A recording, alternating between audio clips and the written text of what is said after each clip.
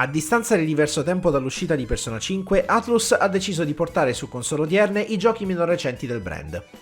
Persona 4, uscito nel 2012 su PS Vita con diverse revisioni e con il sottotitolo Golden, è stato scelto come porting per la remaster multipiattaforma del gioco.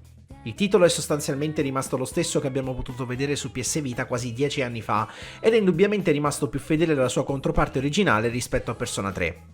Prima di continuare, se vi piacciono i nostri video vi ricordiamo di iscrivervi al canale e attivare la campanella per essere sempre aggiornati sui nostri contenuti. La storia di Persona 4, un po' come tutte quelle dal 3 in poi, inizia con il trasloco del protagonista in un posto nuovo. Questa volta il protagonista si chiama Yu Narukami, anche se potremo scegliere liberamente il suo nome, come in ogni titolo del brand. Ci trasferiremo in un piccolo paesino chiamato Inaba e verremo accolti dal nostro zio, Ryotaro Dojima, e da sua figlia, Nanako Dojima. La longeva introduzione del mondo di gioco ci permetterà di abituarci con calma al ritmo di Inaba, decisamente più rilassato rispetto a quello della Tokyo di Persona 5. Un misterioso cadavere trovato penzolante da un'antenna scandirà la fine del nostro primo giorno di scuola nel paesino, e di lì le cose si svilupperanno proprio come in un romanzo giallo. Tra misteriose leggende metropolitane di canali televisivi guardati a mezzanotte durante la pioggia e strane nebbie che appaiono proprio in concomitanza a nuovi cadaveri, si nasconde una verità che trova il suo posto nel mondo della televisione. Il protagonista, infatti, è in grado di entrare letteralmente dentro la TV.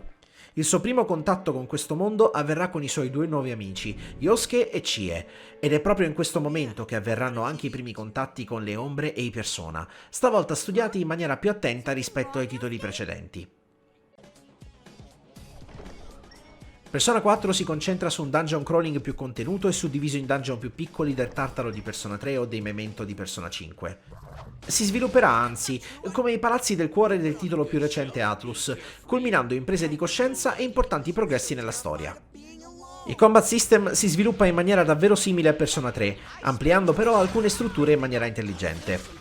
Ad esempio, oltre ai già collaudati turno più 1 e le mani arcane, sarà possibile sbloccare, grazie alle affinità sociali, diverse abilità aggiuntive, come la possibilità di rialzare i compagni caduti durante i combattimenti o di spostarli nel caso di un colpo letale. Piccole aggiunte che rendono Persona 4 un po' più vicino a Persona 5. Essendo un porting della versione PS Vita del gioco, Persona 4 Golden conserva diverse piccole aggiunte che nella versione originale su PS2 mancavano.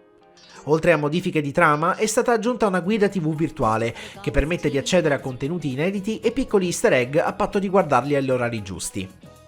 È una piccola feature figlia dei suoi tempi e pensiamo che funzioni meglio su PS Vita, ma è bello che non sia rimasta intrappolata nella versione per console portatile. Dal punto di vista tecnico, Persona 4 è rimasto esattamente identico alla sua controparte su PlayStation Vita. Essendo una console già in alta definizione, il lavoro di porting è stato decisamente minore, e si vede. La stabilità è garantita in ogni momento e non ci sono problemi di alcun tipo, neanche dal punto di vista sonoro. I 60 fps garantiti su ogni console, 120 su Series X, infine rendono l'intera esperienza una gioia per gli occhi. Persona 4 è invecchiato tremendamente bene, complice l'ottimo porting su console portatile di Sony che ha garantito un ottimo aggiornamento degli asset.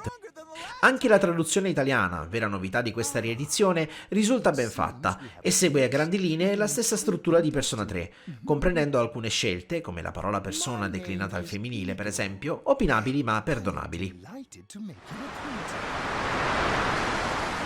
Persona 4 è ancora oggi un titolo degno di nota. Ottimo nella struttura, leggero nonostante le tematiche, molto meno difficile rispetto agli altri titoli della serie e più coinvolgente grazie a un cast di personaggi davvero versatile. Possiamo considerarlo lo Scooby-Doo della serie, con una formula investigativa che va a scavare nei sentimenti e nelle emozioni represse in ciascuno di noi, per legarci completamente ai personaggi fin dalle prime battute. Ve lo consigliamo caldamente, è il titolo perfetto per introdursi alla serie, specie se non siete attratti dai JRPG.